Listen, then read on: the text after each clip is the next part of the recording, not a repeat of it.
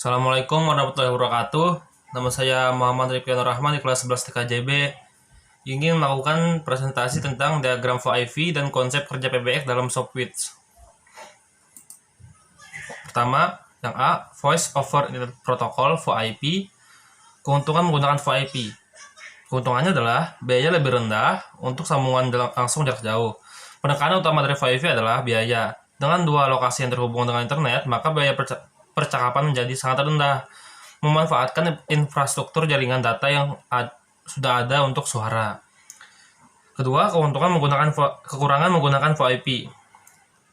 Kualitas suara tidak sejernih jaringan PSTN, ada jeda dalam berkomunikasi, regulasi dari pemerintah RI membatasi penggunaan untuk disambung ke jaringan milik Telkom. Jika belum terhubung secara 24 jam ke internet, perlu janji untuk saling berhubungan. Yang ketiga, data yang ditransmisikan VoIP salah satunya adalah bagian header antara lain. Yang pertama, IP header VoIP. IP header VoIP bertugas menyimpan informasi routing untuk mengirimkan paket-paket ke tujuan. Kedua, jelaskan Real-Time Transport Protocol (RTP) VoIP. Didefinisikan sebagai standarisasi paket untuk mengirimkan audio dan video dalam jaringan IP. User Data Protocol (UDP) VoIP. UDP digunakan pada VoIP pada pengiriman audio streaming yang berlangsung terus-menerus dan lebih mementingkan kecepatan pengiriman data agar tiba di tujuan tanpa memperhatikan adanya paket yang hilang walaupun mencapai 50% dari jumlah paket yang dikirimkan. Link header VoIP. Link header biasanya tergantung pada media yang digunakan. PPP disebut dengan 6 byte. Yang B, karakteristik VoIP. Yang pertama, yang mempengaruhi kualitas koneksi VoIP antara lain latensi. Latensi adalah ekspresi dari berapa banyak waktu yang dibutuhkan untuk pakai data untuk melakukan perjalanan dari satu titik ke titik yang lain. Relatensi. Relatensi ialah seperti berkirim pesan secara langsung pada WhatsApp dan terjadi keterlambatan media yang dikirimkan, maka data yang akan sampai mengalami delay sepersekian detik.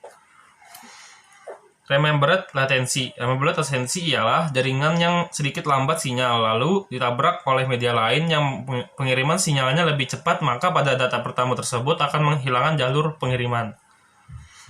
Encoded latency. Encoded latency ialah penggabungan data pada bandwidth yang menyebabkan terjadinya penggabungan imitasi data pada sebuah media transmisi lalu terjadi induksi latensi. Delay.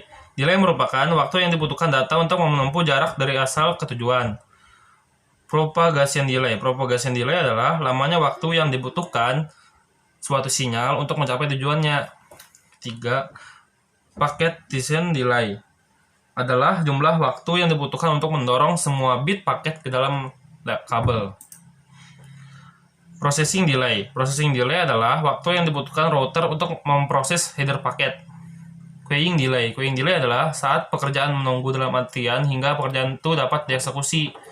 Jitter buffer. Jitter buffer merupakan algoritma untuk memodifikasi ukuran buffer secara dinamis sesuai dengan kondisi delay jaringan yang berubah-ubah. Jitter. Jitter adalah variasi delta atau selisih antara delay yang pertama dengan delay yang selanjutnya. Paket loss. Paket loss merupakan suatu parameter yang menggambarkan suatu kondisi yang menunjukkan jumlah total paket yang hilang. C. Protokol standar VoIP. Yang pertama, protokol yang digunakan pada VoIP antara lain H323 adalah rekomendasi dari Sektor Standarisasi Telekomunikasi ITU yang mendefinisikan protokol untuk menyediakan sesi komunikasi audio visual pada jaringan paket apapun. Session Initiation Protocol merupakan salah satu protokol yang mendukung layanan yang tidak hanya voice namun juga layanan data yang sangat beragam, atau disebut juga layanan multimedia, dan hampir semua perangkat telekomunikasi saat ini sudah support SIP. Session Description Protocol adalah format untuk mendeskripsikan sesi komunikasi multimedia untuk keperluan pengumuman dan undangan. Media Gateway Control Protocol adalah protokol komunikasi pesinyalan dan panggilan yang digunakan dalam sistem telekomunikasi Voice over IP. Real-Time Transport Protocol (RTP) didefinisikan sebagai standarisasi paket untuk mengirimkan audio dan video pada jaringan IP. Inter-Asterisk Exchange adalah protokol komunikasi asli data dari pengorbanan lunak Asterisk Private Branch Exchange (PBX) dan didukung oleh beberapa software sistem PBX dan softphones lainnya. Yang D, kompresi data suara kodek. Saat ini ada beberapa kodek pada VoIP antara lain G711 adalah kodek audio pita sempit yang awalnya dirancang untuk digunakan dalam telepon yang menyediakan audio berkualitas tol pada 64 kb per detik. G723.1 adalah audio untuk suara yang menempatkan audio suara dalam bingkai 30 ms. G76 adalah standar kodek ucapan ITU ADPCM yang mencakup transmisi suara dengan kecepatan 16, 24, 32, dan 40 kb per second. 3728 adalah standar ITU T untuk pengkodean ucapan yang beroperasi pada 16 kb per detik. G729 adalah algoritma kompresi data audio pita sempit berbasis vocoder bebas royalti yang menggunakan panjang bingkai 10 mDt. Arsitektur jaringan software.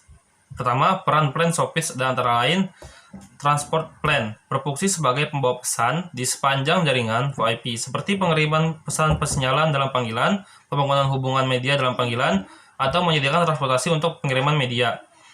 Call control dan signaling plan berfungsi sebagai pengendali sebagian besar elemen pada jaringan VoIP, khususnya transport plan. Manajemen plan berfungsi sebagai operation support system (OSS), yaitu penyediaan layanan pelanggan dan layanan baru, mendukung sistem operasi, sistem billing, dan pemeliharaan jaringan. Service application plan berfungsi kontrol logika dan eksekusi terhadap berbagai layanan dan aplikasi dalam jaringan VoIP. Yang kedua, peran intensitas software antara lain Media Gateway Controller Function (MGCF) adalah sebuah sistem yang digunakan pada beberapa arsitektur Voice over Internet Protocol atau VoIP atau panggilan yang dilakukan melalui sambungan internet. Call Agent Function dan Interworking Function CAF dan IWF. CAF merupakan subset dari MGCF. CAF berfungsi pada saat MGCF menangani kontrol panggilan dan pemeliharaan kondisi panggilan, sedangkan IWF berfungsi pada saat MGCF melakukan interaksi persinyalan dengan jaringan yang menggunakan protokol berbeda. Routing Function RF dan Accounting Function AF. RF merupakan informasi routing panggilan untuk MGCF, sedangkan AF mengumpulkan informasi accounting panggilan untuk tujuan billing. SIP Proxy Server Function SPSF. Kebanyakan implementasi dari RF dan AF adalah berupa SIP Proxy Server. Oleh karena itu, ISC mengakui pemisahan SPSF. Signaling Gateway Function SGF dan Access Gathering Signaling Function AGSF.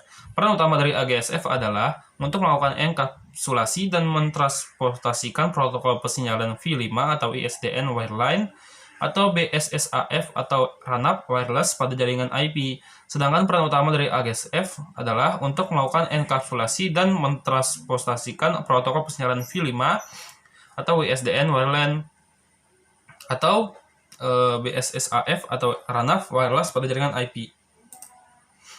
Application Server Function ASF merupakan entitas pengeksekusian aplikasi. Peran utama ASF adalah untuk menyediakan logika, layanan, dan eksekusi untuk beberapa layanan dan layanan, aplikasi dan layanan. Service Control Function SCF berfungsi ketika ASF melakukan fungsinya mengontrol logika layanan. Media Gateway Function MGF, peran utama MGF adalah untuk mentransformasi media dari suatu format ke format lain yang sesuai. Media Server Function MSF, peran utama MSF adalah untuk beroperasi sebagai server yang mengatur permintaan dari ASF atau MGCF untuk memproses media dengan paketitasi media stream. Setelah selesai sini presentasi saya. Sekian dari saya. Wassalamualaikum warahmatullahi wabarakatuh.